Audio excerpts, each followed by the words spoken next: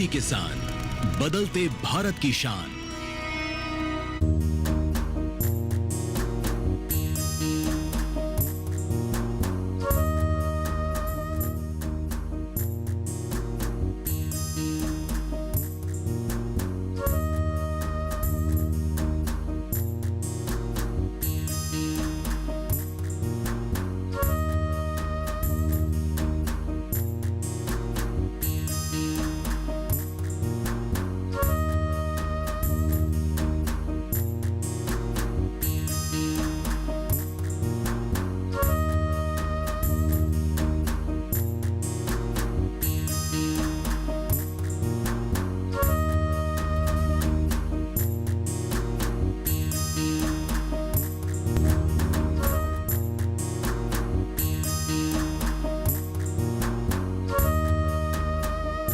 भारतीय खेती में तिलहन का मुख्य स्थान है।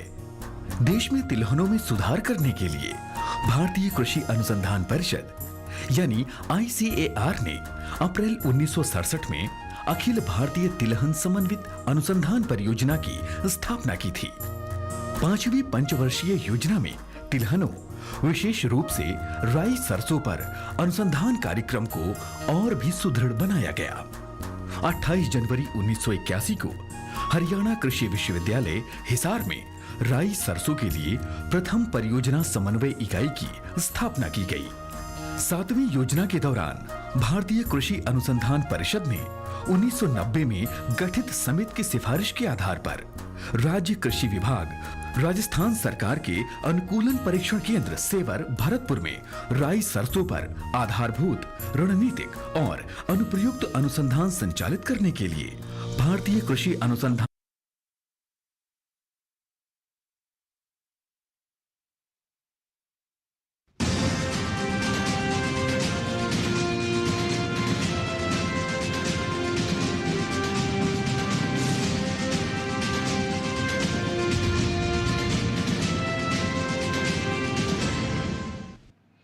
नमस्कार, किसान समाचार में आप सभी दर्शकों का स्वागत है। मैं हूं साइमा खान। नजर डाल लेते हैं सबसे पहले हेडलाइंस पर। सरदार पटेल की 150वीं जयंती आज। प्रधानमंत्री नरेंद्र मोदी ने केवड़िया में दिलाई राष्ट्रीय एकता की शपथ। सरदार पटेल को किया नमन, कहा कि ये लौह पुरुष पटेल का भारत है। आंख दिखाने वाले को घुसकर मारेंगे। घुसपैठियों को बाहर निकालने का लिया संकल्प। महाराष्ट्र के किसानों के लिए राहत भरी खबर। मुख्यमंत्री देवेंद्र फडणवीस ने की बड़ी घोषणा। बैठक में किसान कर्ज माफी के सभी चरण तय। समिति की सिफारिशों के आधार पर 3 महीने के भीतर कर्ज माफी लागू की जाएगी।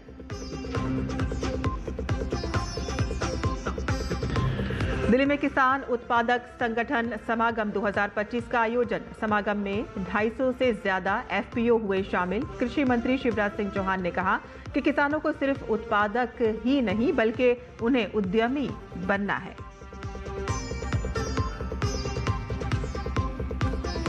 नई दिल्ली में भारत अंतर्राष्ट्रीय चावल सम्मेलन 2025 का आगाज। 31 अक्टूबर तक चलने वाले सम्मेलन में किसानों समेत 3000 से 4000 निर्यातक और स्टार्टअप भी ले रहे हैं भाग। भारत दुनिया में केवल सबसे बड़ा चावल निर्यातक ही नहीं बल्कि चावल उत्पादक भी है। मध्य प्रदेश सरकार का अहम कदम। किसानों को कम दरों पर सिंचाई के लिए सस्ती बिजली कराई जा रही है उपलब्ध। अब तक 65,539 से अधिक किसानों ने लिया योजना का लाभ।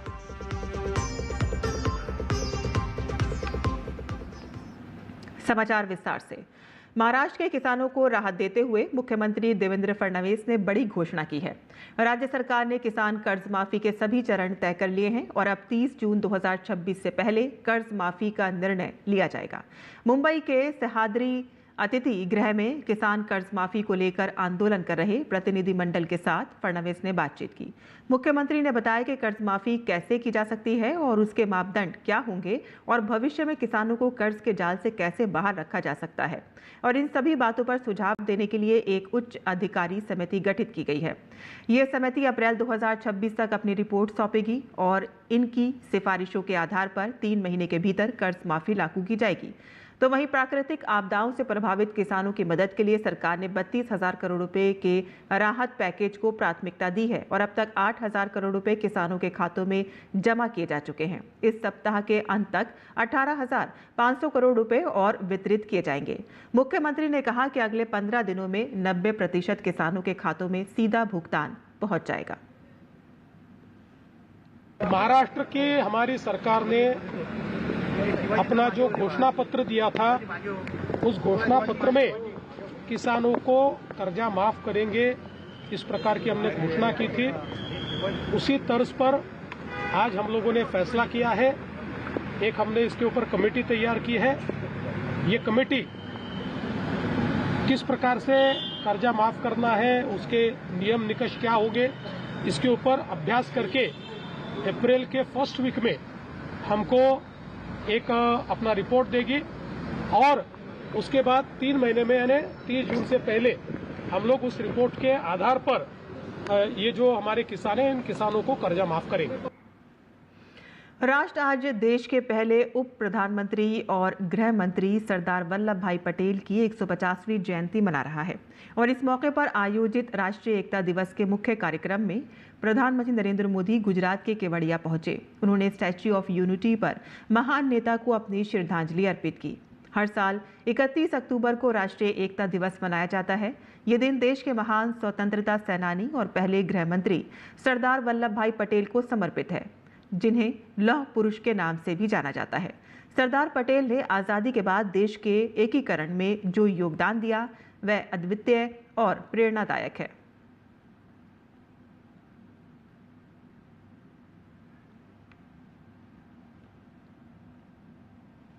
किसान उत्पादक संगठन समागम 2025 का आयोजन दिल्ली में हुआ, जिसमें 250 से ज्यादा उत्पादक संगठन शामिल हुए।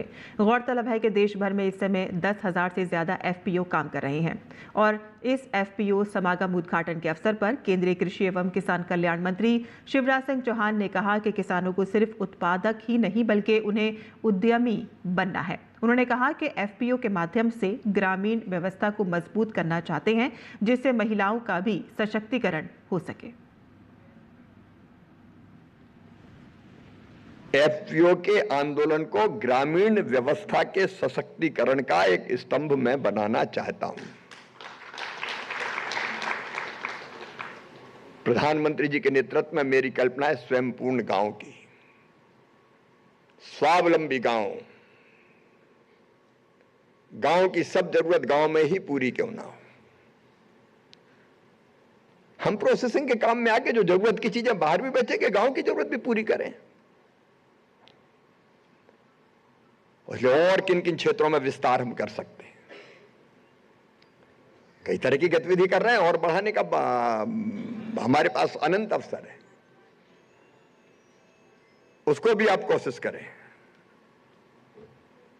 बहनें बहुत सक्रिय है और बहनों की क्षमता को मैं प्रणाम करता हूं, बहुत ताकत के साथ काम कर रही है। और इस अवसर पर कई राज्यों से आए किसान उत्पादक संगठनों ने बताया कि अब उनके उत्पादों की मांग स्थानीय बाजारों के साथ साथ ई कॉमर्स प्लेटफॉर्म पर भी बढ़ रही है, जिससे उनकी आमदनी लाखों और टर्नओवर करोड़ों में पहुंच गया है।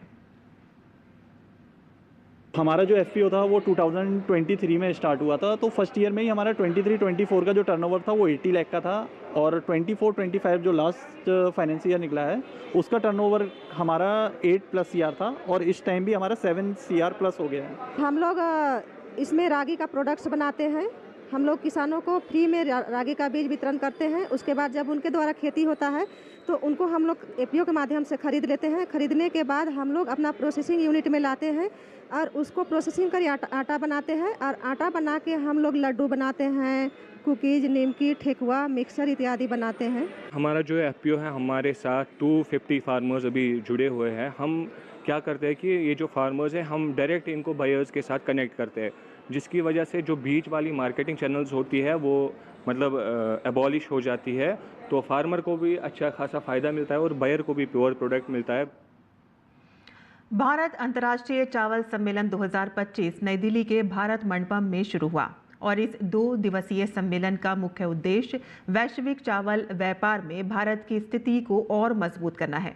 गौरतलब है कि सम्मेलन में 21 राज्यों के किसान, लगभग 55 राजनयिक और पूरे भारत से 3000 से 4000 निर्यातक और स्टार्टअप भाग ले रहे हैं। भारत दुनिया में केवल सबसे बड़ा चावल निर्यातक ही नहीं है, बल्कि चावल उत्पादक भी है। कृषि एवं प्रसंस्कृत खाद्य उत्पाद निर्यात विकास प्राधिकरण एपिडा के अध्यक्ष अभिषेक देव के अनुसार सम्मेलन में देश भर से लगभग चावल की 17 से अधिक GI किस्में आई हुई हैं। We have around 17 plus GI varieties from all across the country, from Odisha, from Chhattisgarh, from Uttarakhand, from Manipur. So the aim is that all these varieties of rice, India we have 1000 plus varieties, and each variety has its own characteristics and unique nature, which comes up when we cook it. So we have done an analysis that which variety will be suitable for what cuisine, what dish, and for which country. So we have tried through our initial analysis to recreate those popular international dishes through the various GI varieties which are most suitable, so that the buyers, usually more than 1000 buyers have come from 80 plus countries, they can sample and see that even their popular dishes can be recreated with our GI varieties, so that the GI varieties demand increases and overall production increases, and we can export those to the many countries. लोक कला और संस्कृति की झलक बिखेरे विश्व विख्यात पुष्कर मेले की शुरुआत हो गई है। राजस्थान की उप मुख्यमंत्री दिया कुमारी ने पुष्कर मेले का उद्घाटन किया, जहां ऊंटों के नृत्य से लेकर 101 नगाड़ों की गूंजों ने समा बांध दिया। हर साल यहां हजारों की संख्या में देश विदेश से पर्यटक इस मेले में शामिल होते हैं। इस अवसर पर घोड़ों एवं ऊंटों के लिए एक विशेष टीकाकरण और कल्याण अभियान सफलतापूर्वक आयोजित किया गया।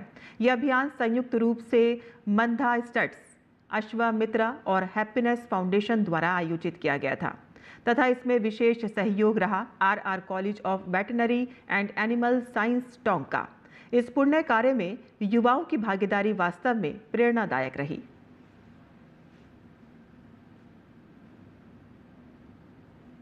नमस्कार, ये बेसिक वैक्सीनेशन से हमने स्टार्ट किया है। हम रेबीज़ और टिटनेस के वैक्सीन घोड़ों और ऊँटों को लगा रहे हैं। करीब 700 प्लस वैक्सीन करने का एम है। देखिए सर, ऐसा है कि हमारे साथ ब्रुक हॉस्पिटल की टीम है, जिसमें करीब 2-3 डॉक्टर्स हैं। इंडियन इम्यूनोलॉजिकल जिनसे वैक्सीन है उनकी टीम है, और एक RR वेटनरी कॉलेज है देवली टोंक में, उनकी पूरी टीम यहाँ पे है। करीब 30 से 40 वेटनेरियंस स्टूडेंट्स और फैकल्टी यहाँ पर है। देखिए सर, कोई भी चीज़ करने के लिए, क्योंकि अवेयरनेस नहीं होने की वजह से लोग थोड़ा हिचकिचाते ज़रूर हैं, लेकिन एक्सपर्ट वेटनेरियंस यहाँ पे साथ में हैं, तो वो जब बात करते हैं, उनका कोई आंसर या क्वेश्चन होता है तो दे सॉर्ट इट आउट, और उसके हिसाब से it's not very difficult, they are cooperating, which is very good. आज हम मेला ग्राउंड्स पुष्कर में मौजूद है, जहां पर चल रही है वेलफेयर वैक्सीनेशन ड्राइव। और जैसे कि आप देख सकते हैं, मेरे साथ मौजूद है मोर मुकुट, जिसको अभी अभी टिटनेस की वैक्सीन दी गई है। टिटनेस और बहुत सी ऐसी बीमारियां हैं घोड़ों में जिनकी वैक्सीनेशन बहुत जरूरी होती है, लेकिन कई बार जो पशुपालक होते हैं वो वैक्सीनेशन के बारे में इतना जानते नहीं है, और इसीलिए यहाँ पर ये अवेयरनेस कैंपेन लगाया गया है, ताकि डॉक्टर्स जो हैं पशुपालकों से सीधा संपर्क में आए और उन्हें बताएं कि अपने पशु की देखभाल कैसे करनी है, उसकी सेहत का ख्याल कैसे रखना है। पुष्कर मेला ग्राउंड से DD न्यूज के लिए सादिया अलीम, चंद्रशेखर शर्मा के साथ। और नायब सरकार की ओर से हरियाणा राज्य सहकारी कृषि एवं ग्रामीण विकास बोर्ड का अमरपाल राणा को चेयरमैन नियुक्त किया गया है। राणा को लगातार दूसरी बार ग्रामीण विकास बोर्ड की जिम्मेदारी सौंपी गई है। राणा वर्तमान में कैथल के प्रभारी हैं। उन्होंने अपनी नियुक्ति पर मुख्यमंत्री नायब सिंह सैनी और सहकारिता मंत्री अरविंद शर्मा का आभार व्यक्त किया। उन्होंने कहा कि भाजपा सरकार किसानों की भलाई के लिए लगातार महत्वपूर्ण निर्णय ले रही है। उन्होंने कहा कि सहकारी बैंकों के माध्यम से किसानों को सस्ती दरों पर कर्ज उपलब्ध कराया जाएगा, ताकि किसान आधुनिक तकनीकों के जरिए अपनी पैदावार बढ़ा सकें। प्रधानमंत्री नरेंद्र मोदी और केंद्रीय गृह मंत्री अमित शाह द्वारा सहकारिता के जरिए किसानों को समृद्ध बनाने को लक्ष्य निर्धारित किया गया है। उन्होंने बताया है कि बैंक की स्थापना हरियाणा दिवस पर 1 नवंबर 1966 को हुई थी। चेयरमैन अमरपाल राणा ने बताया कि बैंक का मुख्य उद्देश्य 19 जिला प्राथमिक कृषि एवं ग्रामीण विकास बैंकों के अंतर्गत कृषकों को दीर्घकालिक ऋण प्रदान करना है। और आगे बढ़ते हैं, जहां उत्तर प्रदेश सरकार ने गन्ने की कीमतों में 30 रुपये प्रति क्विंटल की बढ़ोतरी की है। केंद्रीय मंत्री जयंत चौधरी ने कहा कि केंद्र सरकार और राज्य सरकार किसानों के हित में फैसले ले रही है। उन्होंने कहा कि इससे किसानों को प्रोत्साहन मिलेगा। किसान की मेहनत और किसान की मेहनत को फल मिले, इसकी किसान को प्रोत्साहन मिले कि आगे और मेहनत करें, पैदावार बढ़ाए। लगातार इसी तरह के निर्णय हमारी प्रदेश की सरकार योगी जी के नेतृत्व में ले रही है, केंद्र की सरकार ले रही है। किसान के हितों की रखवाली हमेशा एनडीए सरकार में किसान सुरक्षित रहेगा और इसकी खुशहाली के लिए सरकारें काम करेंगी। मैं आभार व्यक्त करता हूँ प्रदेश भर के किसानों की तरफ से। ये लोकदल की भी पुरानी मांग थी, हम किसानों के इस मुद्दे को लेकर लगातार कोशिश भी कर रहे थे और हमारी साझेदारी सरकार में है, मुख्यमंत्री ने उसका सम्मान किया। और किसान समाचार में आइए अब जान लेते हैं देश भर की मंडियों का भाव।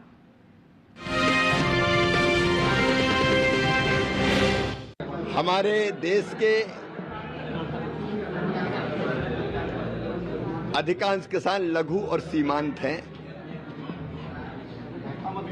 उनकी आमदनी बढ़े, उत्पादन बढ़े, लागत घटे, वैल्यू एडिशन हो, उनको ठीक कीमत मिले।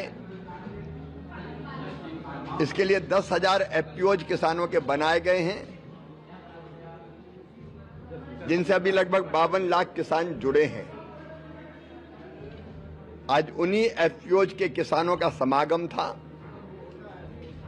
कई एफपीओज बहुत बेहतर काम कर रहे हैं। 1100 एफपीओ हमारे करोड़पति बन चुके हैं। हमारा लक्ष्य 2 करोड़ के आसपास किसान एफपीओ से जुड़े हैं अब, जिनमें 50% कम से कम महिला किसान हो।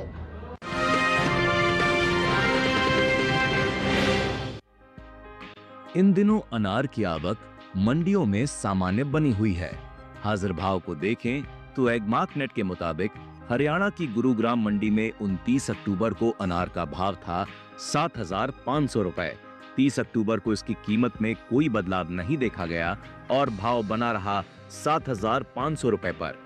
इसी तरह राज्य की ही पानीपत मंडी में 29 और 30 अक्टूबर को अनार बिना किसी बदलाव के 7,000 रुपए पर बिका, जबकि जम्मू कश्मीर की उधमपुर मंडी में इस दौरान अनार के दाम में बढ़त दर्ज की गई। 29 अक्टूबर के दिन यहां अनार 18,000 रुपए पर बिका। 30 अक्टूबर को इसके सौदों में 500 रुपए की भारी गिरावट दर्ज हुई, जिसके बाद भाव आ गया 17,500 रुपए पर। मध्य प्रदेश की इंदौर मंडी में बीते दिन अनार बिका 4,000 रुपए पर। आज अनार के सौदे 500 रुपए गिरे और भाव हो गया 3,500 रुपए। अनार के निर्यात को देखें तो वित्त वर्ष 2023-24 के दौरान भारत ने 72,011 मीट्रिक टन अनार का निर्यात किया, जिसकी अमेरिकी डॉलर में कीमत करीब 69.08 मिलियन अमेरिकी डॉलर है। भारतीय अनार की अंतर्राष्ट्रीय बाजार में मांग लगातार बढ़ रही है, जिसके चलते निर्यात में लगातार बढ़त देखने को मिल रही है। वित्त वर्ष 2024-25 में भी अनार के निर्यात में अच्छा इजाफा हुआ और अप्रैल 2024 से जनवरी 2025 की अवधि के दौरान भारत से अनार का निर्यात 59.76 मिलियन अमेरिकी डॉलर तक पहुंच गया, जो पिछले वर्ष की समान अवधि की तुलना में 21% की वृद्धि को दर्शाता है।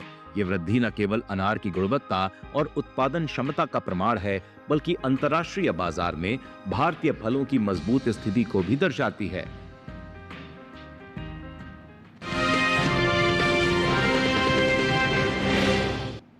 और अब बात करते हैं मौसमी खेती की। किसान इस मौसम में कैसे रखें अपनी खेती का ख्याल, आइए देखते हैं। नमस्कार, आप देख रहे हैं डीडी किसान। मैं हूं एआई कृष और आज हम भारत के विभिन्न राज्यों में होने वाली खेती किसानी से संबंधित सलाहों के बारे में पूरी जानकारी देंगे। बारिश की संभावना को देखते हुए ओडिशा के किसान फिलहाल धान और खरीफ फसलों की कटाई स्थगित कर दें, साथ ही पहले से कटी हुई उपज को सुरक्षित स्थान पर भंडारित करें। ओडिशा में कपास, अरहर, मक्का और मूंगफली की खेतों से अतिरिक्त पानी को बाहर निकाल लें। साथ ही ओडिशा के किसान अदरक और सब्जियों के खेतों से अतिरिक्त पानी निकालने की व्यवस्था करें। ओडिशा के उत्तर मध्य पठारी क्षेत्र में धान, मक्का, रागी, अदरक और सब्जियों के खेतों में जल निकासी की व्यवस्था करें। वहीं ओडिशा के पश्चिम मध्य पठारी क्षेत्र में धान और दलहनी फसलों की कटाई वर्षा न होने पर करें। साथ ही मक्का की पकी हुई फसलों की कटाई केवल बारिश नहीं होने पर ही करें। साथ ही प्राप्त उपज को सुरक्षित स्थान पर भंडारित करें। ओडिशा के किसान मिर्च, भिंडी और बैंगन की फसल को प्लास्टिक शीट से ढकने की व्यवस्था करें। ओडिशा के किसान तिलहन और दलहनी फसलों में उचित जल निकासी की व्यवस्था रखें। साथ ही यहाँ के किसान सब्जियों की खड़ी फसलों के खेतों से अतिरिक्त पानी निकालने की व्यवस्था करें। बात करें गुजरात की तो यहाँ के किसान धान, मूंगफली, सोयाबीन और तिल की तैयार फसलों की कटाई वर्षा न होने पर करें। साथ ही गुजरात के किसान टमाटर, बैंगन, मिर्च और भिंडी की पकी हुई फसलों की कटाई मौसम साफ रहने पर ही करें। साथ ही प्राप्त उपज को सुरक्षित स्थान पर भंडारित करें। यहाँ के किसान खड़ी फसलों से अतिरिक्त पानी निकाल दें। तेज हवा और भारी बारिश के कारण गन्ने की फसल को नुकसान से बचाने के लिए गन्ने की फसल को सहारा प्रदान करें। वहीं उत्तरी सौराष्ट्र क्षेत्र में भारी बारिश की संभावना को देखते हुए मूंगफली और सोयाबीन की कटाई स्थगित कर दें। वहीं मध्य प्रदेश के किसान धान, मक्का और सोयाबीन की पकी फसलों की कटाई साफ मौसम में ही करें और प्राप्त उपज को सुरक्षित स्थान पर भंडारित करें ताकि फसल को किसी प्रकार का नुकसान न हो। इसी तरह कृषि और किसानों से जुड़ी हर महत्वपूर्ण जानकारी के लिए हमारे साथ जुड़े रहिए और देखते रहिए डीडी किसान। धन्यवाद।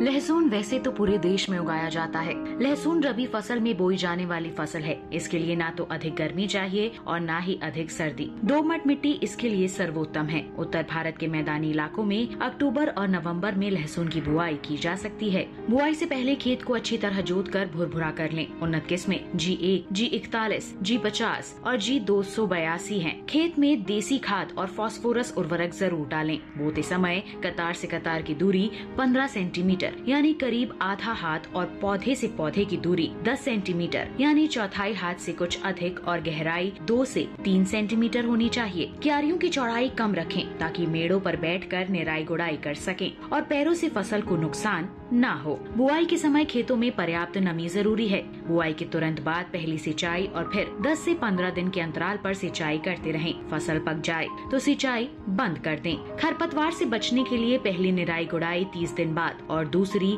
60 दिन बाद करें। साथ ही पेंडामेंथलिन की 3.5 लीटर मात्रा प्रति हेक्टेयर की दर से छिड़कें। लहसुन में थ्रिप्स नामक कीट के हमले का खतरा रहता है। इससे बचाव के लिए मेलाथियन की 1 मिलीलीटर 1 लीटर पानी के हिसाब से मिलाकर प्रभावित हिस्से पर छिड़कें। दवाओं का इस्तेमाल आखिरी विकल्प के रूप में ही करें।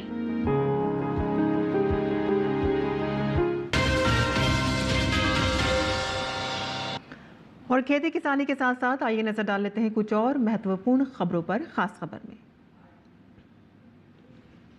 हिमाचल प्रदेश हाई कोर्ट ने देहरा विधानसभा उपचुनाव के दौरान सरकारी मशीनरी के दुरुपयोग के आरोप में संज्ञान लिया है। मामले की सीबीआई जांच की मांग को लेकर दायर जनहित याचिका में प्रदेश सरकार और कांगड़ा कोऑपरेटिव बैंक को नोटिस जारी किया गया।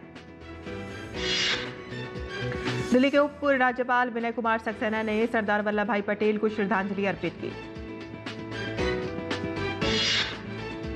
मुरादाबाद में स्कूली बच्चों ने सरदार वल्लभ भाई पटेल का एक विशाल चित्र बनाया। स्कूली बच्चों ने अनोखी कलाकारी मंत्रमुग्ध करने वाली है।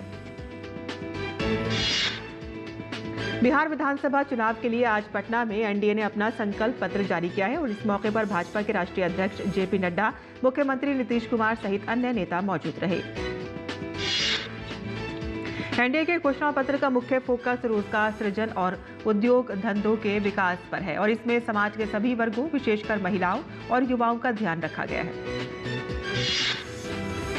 सामाजिक न्याय एवं अधिकारिता विभाग ने अनुसूचित जाति और पिछड़े वर्ग के समुदायों के लिए रोजगार के अवसर बढ़ाने हेतु समझौता ज्ञापन पर हस्ताक्षर किए।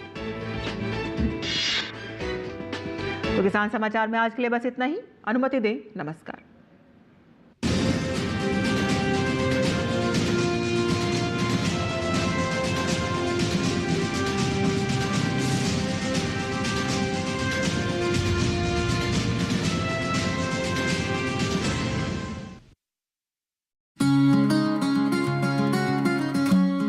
जब एक हाथ से कई हाथ मिलते हैं तो हम अनेक से एक बनते हैं। एफपीओ यानी किसान उत्पादक संगठन, किसानों का एक ऐसा संगठन जिसमें वो खेती से लेकर उपज को बेचने तक साथ मिलकर काम करते हैं। एक गांव में एक जैसी फसल उगाने वाले 15 से 20 किसान अपना समूह बनाते हैं। किसानों के ऐसे कई समूहों से एक एफपीओ बनता है। कृषि क्षेत्र को मजबूत और हमारे मेहनती किसानों को समृद्ध बनाने के लिए ही माननीय प्रधानमंत्री जी ने इस योजना की नींव रखी। यहाँ देश के किसानों की आय बढ़ाने के लिए, किसानों को सशक्त करने के लिए 10,000 फार्मर प्रोड्यूसर ऑर्गेनाइजेशन, कृषि उत्पादक संगठन बनाने की योजना भी लॉन्च की गई। एफपीओ से न केवल किसानों की मोल भाव की क्षमता बढ़ती है, बल्कि खाद, बीज, परिवहन, भंडारण आदि की लागत में भी कमी आती है। एफपीओ के माध्यम से किसान दूसरे बाजारों के साथ साथ ई नाम मंडियों में भी अपनी उपज को सुविधापूर्वक बेच रहे हैं।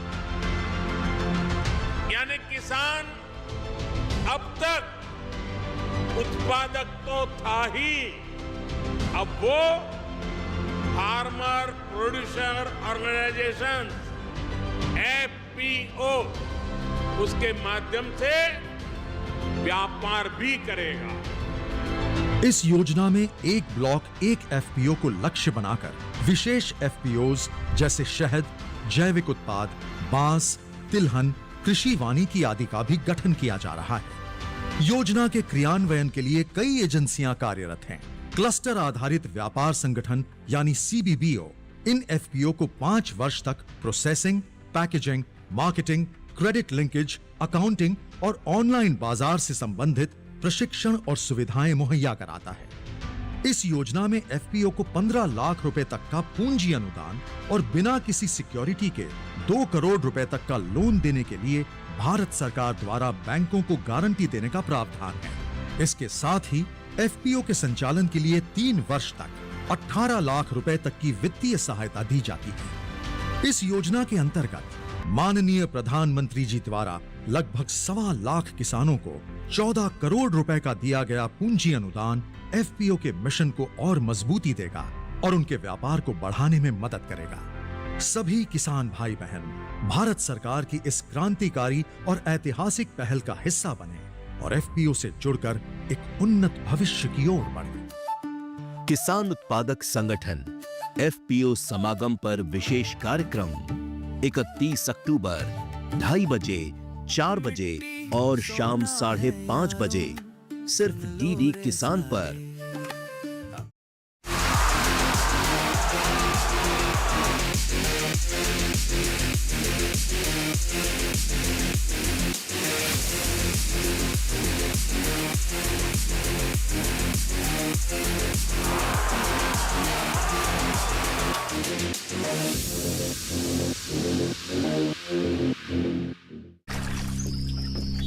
जिसका खुद का ट्रैक रिकॉर्ड ही फेलियर का हो, उसमें कैसे इन्वेस्ट किया जाए?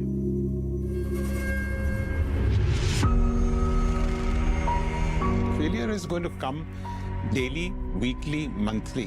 There is absolutely nothing wrong with failure. Recover and move fast. Because the end is only here. If there is no the end here, it won't be a the end. खेती बाड़ी एक matter of pride तो नहीं है। चपरासी का पद की नौकरी, हमको फील हो गया था नहीं, ये नौकरी हमको नहीं मिलने वाली है।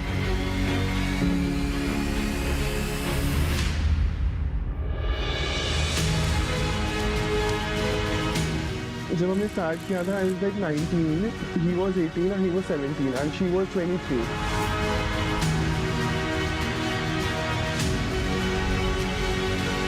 मेरे लिए मुद्दा क्या है कि 2030 में कोई आदमी सड़क पे ना मारे। You want to help India achieve its global potential.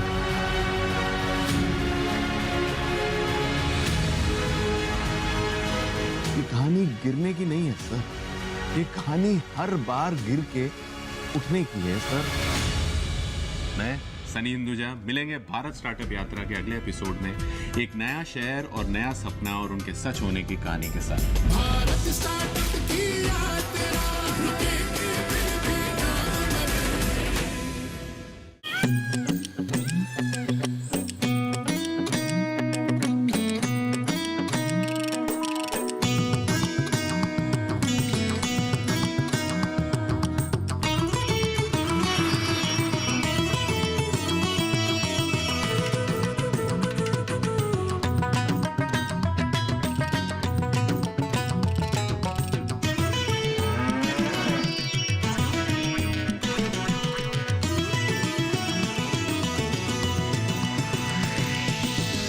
DD किसान, बदलते भारत की शान।